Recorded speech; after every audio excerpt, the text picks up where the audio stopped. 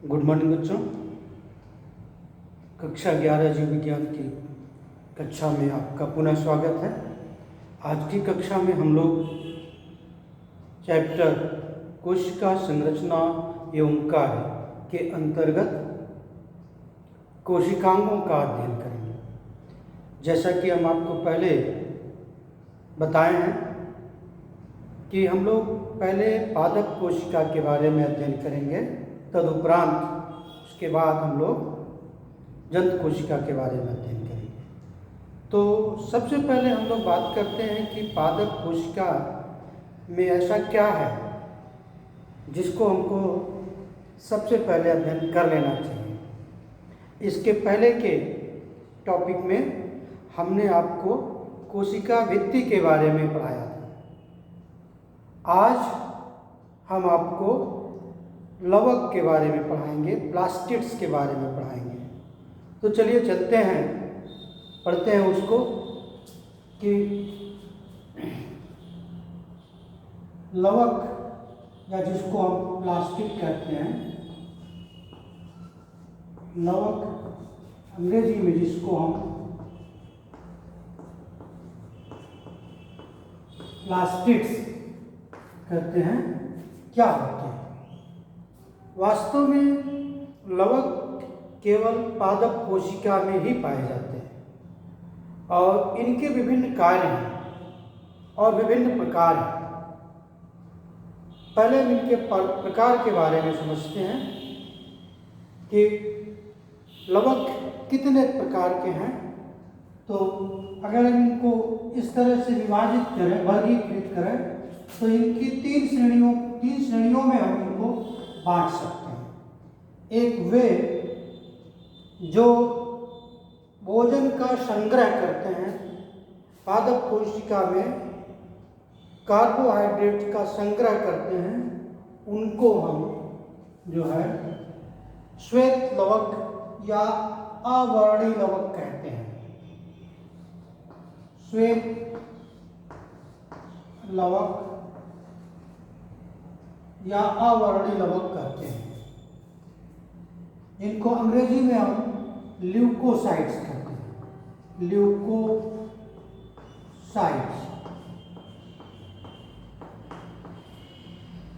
या leucoplast, better है कहना ल्यूकोप्लास्ट। ल्यूकोप्लास्ट कहते हैं। दूसरा जो वर्णी लवक है, उनको हम जो है क्रोमोप्लास्ट कहते हैं। वर्णी लवक,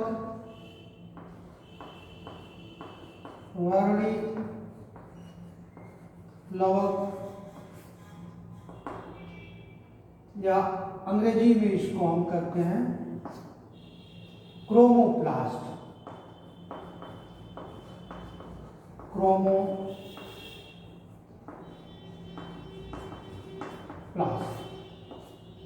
क्रोमो से बना है। क्रोमो का मतलब होता है क्रम से, कलर्स। और तीसरा जो है वो है हरित लवक।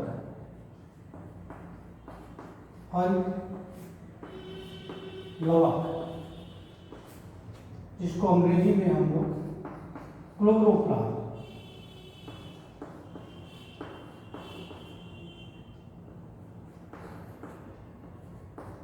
क्लोरोप्लास्ट कहते हैं। तो इस तरह से लवक के तीन प्रकार हो गए, श्वेत लवक या अवर्णी लवक, वर्णी लवक और हरित लवक। जो श्वेत लवक है, ये इसका मुख्य कार्य है भोजन का संग्रह करना। पादप कोशिका के अंदर पाए जाने वाले या जो भी फोटोसिंथेट है, प्रकाश संश्लेषण के फलस्वरूप बनने वाला जो भोजन है, कार्बोहाइड्रेट्स है, उसका संग्रह करना। और वो मुख्य रूप से मंड या स्टार्च के रूप में होता है। मंड का संग्रह करना, मंड का संग्रह करता है। ये जो वर्णी लवक है,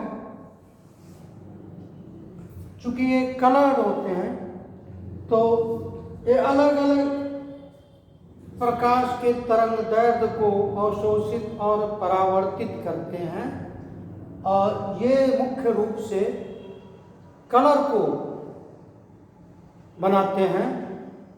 और इनका जो मुख्य कार्य है प्रकाश की तरंगों का अवशोषण करना, प्रकाश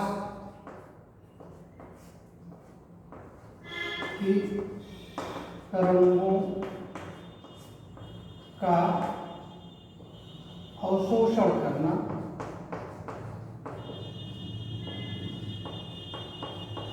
विशेष रूप से। और जो हरित लवक है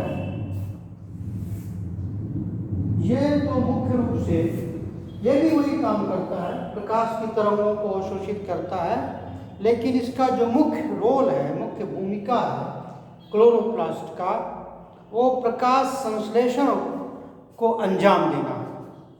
प्रकाश संश्लेषण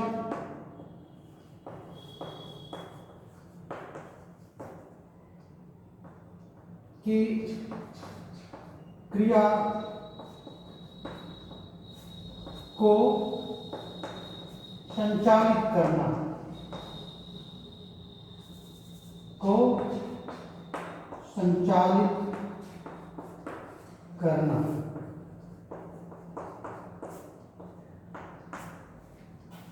तो इस तरह से जो लवक हैं वो आपने देखा, श्वेत लवक या अवर्णी लवक, वर्णी लवक और हरित लवक, ये इनके कार्य अलग अलग हैं।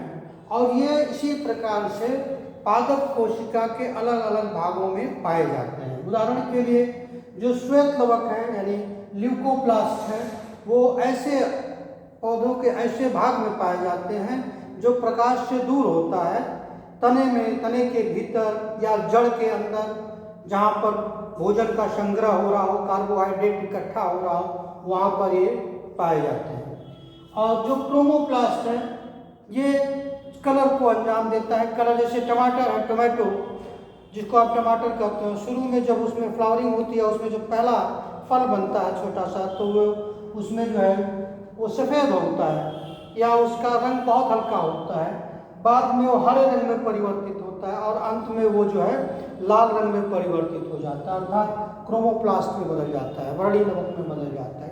इसी तरह से मिर्ची है, हरी होती है फिर लाल हो जाती है। तो तमाम ऐसे जो है पौधों के जो है फल या ऐसे भाग हैं जो है क्रोमोप्लास्ट लिए रहते हैं, जिसका उदाहरण, बहुत अच्छा उदाहरण जो है टमाटर है। और हरित लवक ये अपने आप में एक बहुत महत्वपूर्ण कोशिकांग है जो पादप कोशिका में पाया जाता है, और माना जाता है कि पादप कोशिका के अंदर पाया जाने वाला ये सबसे बड़ा जो है कोशिकांग है, सेल ऑर्गेनेल्स है। और इसके बारे में बहुत अध्ययन किया गया है, क्योंकि वह यह प्रकृति के सबसे महत्वपूर्ण जैव रासायनिक अभिक्रिया को अंजाम देता है। इसके अंदर हम ये कह सकते हैं धरती पर होने वाला जो सबसे महत्वपूर्ण जैव रासायनिक अभिक्रिया है, बायोकेमिकल रिएक्शन है, जिसको हम फोटोसिंथेसिस कहते हैं या प्रकाश संश्लेषण कहते हैं, वो इसी के अंदर या इसी के अंतर्गत होता है या संपन्न होता है। अगर फोटोसिंथेसिस ना हो, प्रकाश संश्लेषण ना हो, तो जो सूर्य की विकिरण ऊर्जा है, रेडिएंट एनर्जी है, वो जो है केमिकल एनर्जी में कन्वर्ट नहीं होगा। अगर वो केमिकल एनर्जी में नहीं कन्वर्ट होगा तो धरती पर किसी भी जीव को भोजन नहीं प्राप्त होगा, क्योंकि यही एक माध्यम है जो सूर्य के प्रकाश को ऐसी ऊर्जा में परिवर्तित कर देता है जिस ऊर्जा को जो है ग्रहण कर करके समस्त जीवधारी, चाहे वो पादप हो चाहे वो जंतु हो, वो अपना भोजन या अपनी ऊर्जा प्राप्त करते हैं। तो माना जाए तो हरित लवक जो है एक बहुत अति महत्वपूर्ण कोशिकांग है जो पादप कोशिका में पाया जाता है। चलिए अब चलते हैं, हम लोग हरित लवक के बारे में थोड़ा विस्तृत से जानकारी इकट्ठा करते हैं या विस्तृत से पढ़ते हैं उसको। कि हरित लवक है क्या वास्तव में। तो हरित लवक एक जो है कई प्रकार का होता है, ये नहीं कह सकते। इसका शेप जो है कुछ हरी शैवालों में अलग अलग तरह के जो है हरित लवक पाए जाते हैं, लेकिन उच्च कोटि के पादपों में यह जो है दीर्घवृत्ताकार मतलब इलांगेटेड या ओवल डिस्क लाइक स्ट्रक्चर होता है, डिस्क की तरह संरचना होता है जो पाया जाता है। लेकिन पादपों में शैवालों में आप देखेंगे, एल्गीज में देखेंगे तो हरित लवक का आकार अलग अलग प्रकार का होता है। जैसे स्पाइरोगाइरा है तो उसमें स्पाइरल शेप, यूरोथ्रिक्स है तो उसमें गार्डन शेप, ऐसे तमाम तरह के, क्लोडोमोनास है तो उसमें कप शेप के आकार का होता है। स्टिलेरिया जिग्निमा है तो उसमें स्टार शेप का होता है। तो ऐसे जो है शैवालों में, जो हरी शैवालें हैं उसमें जो है विभिन्न प्रकार के विभिन्न आकृति के जो है हरित लवक पाए जाते हैं। किंतु उच्च कोटि के पादपों में जैसे टेरिडोफाइट है, जिम्नोस्पर्म है, एंजियोस्पर्म है, इन सब में जो है एक ऐसा हरित लवक पाया जाता है जिसका आकार जो है वो दीर्घवृत्ताकार होता है और दोहरी झिल्ली से वो घिरा रहता है। तो उसकी संरचना कुछ हम यहाँ लिखते हैं हरित लवक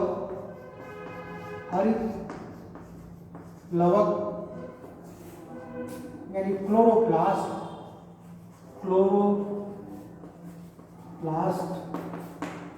की संरचना एवं कार्य, उसकी संरचना एवं कार्य, उसका स्ट्रक्चर एंड फंक्शन कैसा होता है। तो एक चित्र बनाते हैं, पहले आप भी देखिए किस तरह से लगभग इस प्रकार का होता है और अंदर की जो झिल्ली है वो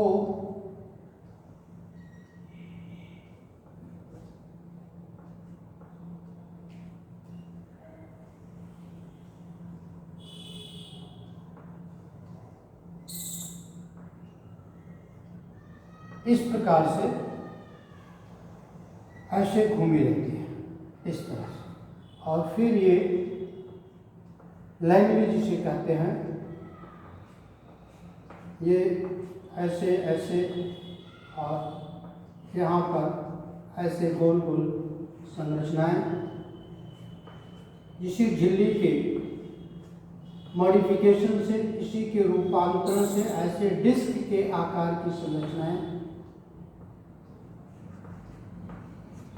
ऐसे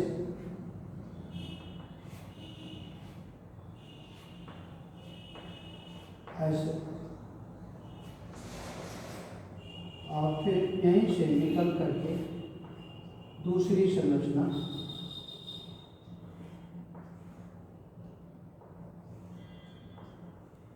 इस तरह से ऐसे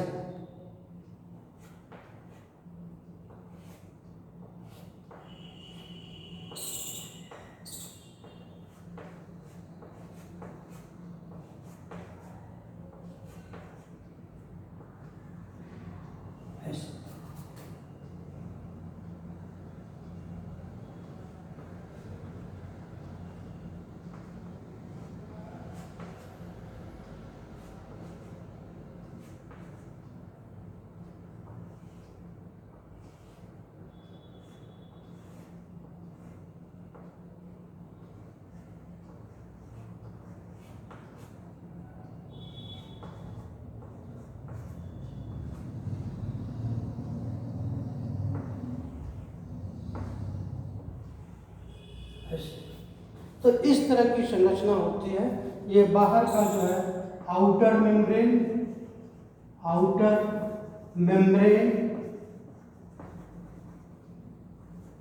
ये इनर मेम्ब्रेन,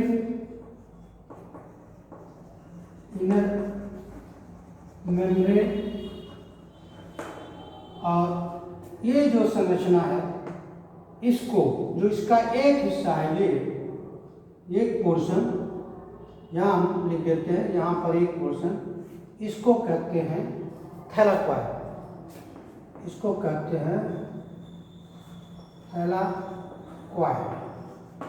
और इस पूरी संरचना को, इस पूरे डिस्क को, मतलब यहाँ से लेकर यहाँ तक का जो, इसको कहते हैं ग्रेनम। ग्रेनम,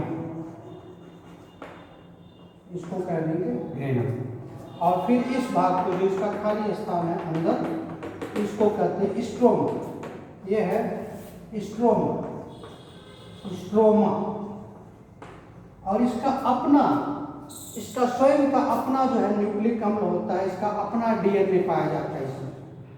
इसको हम ऐसे बना देते हैं कलर टॉप से,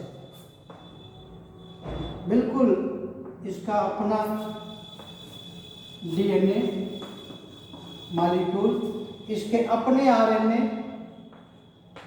इसके अपने राइबोसोम्स, इसके अपने राइबोसोम, ये सब इसमें, और भी बहुत सारे आरएनए इत्यादि इसमें मिलते हैं। तो और इसको हम लैमिला कहते हैं या लैमिली कहते हैं। लैमिला, लैमिला कहते हैं इसको। तो यह एक क्लोरोप्लास्ट का जो है टिपिकल स्ट्रक्चर है। और अब होता क्या है इसमें, देखिए होता ये पूरी संरचना, ये जो है इंटरमेम्ब्रेनस स्पेस, दो मेम्ब्रेन के बीच का जो जगह है उसको कहते हैं इंटर मेम्ब्रेनस स्पेस, स्थान, अंतर झिल्ली स्थान। होता क्या है, ये पूरी यूनिट जो है प्रकाश संश्लेषण में भाग लेती है या प्रकाश संश्लेषण की क्रिया को अंजाम देती है। और इसमें जो है, जो ये है, जो ग्रेनम है या जो थैलाकॉइड है, इसकी संरचना हम ऐसे बना देते हैं, ऐसे। ये वास्तव में दोहरी झिल्ली की बनी हुई एक सिक्के यानी क्वाइंस की तरह की संरचना होती है, जिसको हम थैलाकॉइड्स कहते हैं। यहाँ ये थैलाकॉइड है, ये थैलाकॉइड है। और इसी थैलाकॉइड पर जो है पाए जाते हैं, कौन पाए, इसी थैलाकॉइड पर पाया जाता है, या इन्हीं की झिल्ली पे पाया जाता है। जो इसकी झिल्ली है, दो झिल्ली, जैसे रोटी होती है, जस्ट लाइक अंदर ऊपरी कवर और निचली कवर, उसी तरह से ये होता है। और उसी के जो खोल है, उसका जो मेम्ब्रेन है, उसी पे पाया जाता है क्लोरोफिल मॉलिक्यूल। ये पाए जाते हैं क्लोरोफिल मॉलिक्यूल। तो इसी क्लोरोफिल मॉलिक्यूल को पहले एक टर्म दिया गया था क्वांटासोम, कहा जाता था कि वास्तव में एक क्वांटासोम है, क्वांटासोम। ऐसा बॉडी, ऐसा पिगमेंट या ऐसा बॉडी, ऐसा पार्टिकल जो लाइट के क्वांटम को रिसीव करता है, मतलब एनर्जी को रिसीव करता है। तो ये क्लोरोफिल मॉलिक्यूल होते हैं। और ऐसे एक एक थैलाकॉइड एक के ऊपर एक, एक के ऊपर एक रखे जाते हैं, तब जो है एक ग्रेनम का निर्माण होता है। यह एक ग्रेनम है ये। और क्या करते हैं, प्रकाश संश्लेषण में दो पार्ट होते हैं। एक होता है लाइट रिएक्शन, लाइट रिएक्शन थोड़ा सा आप समझिए, कोशिश करिए। और एक होता है dark reaction, dark reaction. Light reaction को हीट रिएक्शन भी कहते हैं। तो ये जो लाइट रिएक्शन का पार्ट है, अर्थात इसमें लाइट कराना आवश्यक है, लाइट की ऊर्जा एब्जॉर्ब होती है, ये घटना घटता है ग्रेना में या ग्रेनम में। ये घटना ग्रेनम में घटता है। और जबकि डार्क रिएक्शन ये जो है इसके स्ट्रोमा में, ये जो स्ट्रोमा है यहाँ पर ये घटना होता है। तो ये जो रासायनिक क्रिया है, जिसको हम कैल्विन साइकिल, बेंसन साइकिल भी कहते हैं, डार्क रिएक्शन को, ये जो है पूरा होता है, कंप्लीट होता है स्ट्रोमा में, इन स्ट्रोमा। तो ये इन ग्रेनम और ये जो है इन स्ट्रोमा, ये घटना। तो ये जो है लाइट रिएक्शन और डार्क रिएक्शन एक साथ जुड़े होते हैं। और जिसके फलस्वरूप, और जब आप 12th में आएंगे, जब हम इसको डिटेल में इसको आपको पढ़ाएंगे कि फोटोसिंथेसिस के अंतर्गत कि कैसे कैसे अब क्रिया होती है, क्या होता है, कौन काम करता है। तो अभी तक आप केवल इतना ही समझिए कि हरित लवक किस प्रकार का बना होता है और वो क्या करता है। तो हरित लवक में जो है ये संरचना है, दोहरी झिल्ली की बनी हुई एक ओवल या डिस्क के आकार की संरचना है, जिसमें लैमेली होती है जो इनर मेम्ब्रेन का ही एक्सटेंशन है।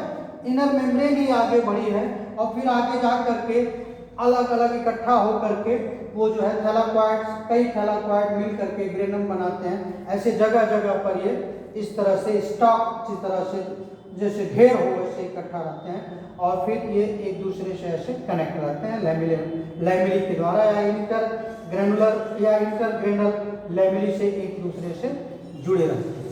तो सब मिला करके ये कहना है कि जो प्रकाश की जो लाइट क्रिया है वो ग्रेनम में घटित होती है और जो डार्क क्रिया है वो स्ट्रोमा के अंदर होती है। और ये क्लोरोप्लास्ट के अंदर अपना सेल्फ डिवीजन पाया जाता है। ये खुद से जो है डिवाइड करता है क्योंकि इसका अपना डीएनए है, इसका अपना जेनेटिक मटेरियल है और वो बिल्कुल वैसे ही है जैसे बैक्टीरिया का डीएनए होता है, वृत्ताकार DNA, double helical DNA, circular DNA. और इसका राइबोसोम भी 70S टाइप बिल्कुल उसी तरह से होता है जैसे जीवाणु का राइबोसोम होता है। तो बहुत कुछ इसकी संरचना जो है एक जीवाणु के भाग दिखाई देती है, एक फोटोसिंथेटिक बैक्टीरिया की तरह ये दिखाई देता है। और इवोल्यूशन के नए कॉन्सेप्ट में ये माना गया सिम्बियोटिक थ्योरी में कि जो है कभी जो है ये प्रोकैरियोटिक जीव में ये प्रोकैरियोटिक रहे होंगे और वो यूकैरियोटिक सेल के अंदर इंटर करके उसको जो है यूकैरियोटिक प्लांट सेल बना दिए। तो ये थ्योरी चलती है। फिर अब हम लोग इसके बाद जो है जब हम डिटेल में पढ़ेंगे, फोटोसिंथेसिस पढ़ेंगे, तब हम इन रिएक्शंस के बारे में डिटेल में पढ़ेंगे। अभी आप केवल इतना जानिए कि हरित लवक क्या होता है, क्लोरोप्लास्ट क्या होता है, कहाँ पाया जाता है, पौधों के उन भाग में पाया जाता है जो प्रकाश के सामने हो या जिन पे प्रकाश पड़ता हो, खास करके पत्तियों में और तनों में, जहाँ जहाँ हरा जो हरे तन है वहाँ पर ये पाया जाता है। पत्तियों में मेसोफिल्स में पाया जाता है। तो ये सारी चीज़ें जो है इस तरह से हैं। और इतना ही आज के लिए, आपको मिलते हैं फिर अगले टॉपिक के साथ। तब तक के लिए धन्यवाद।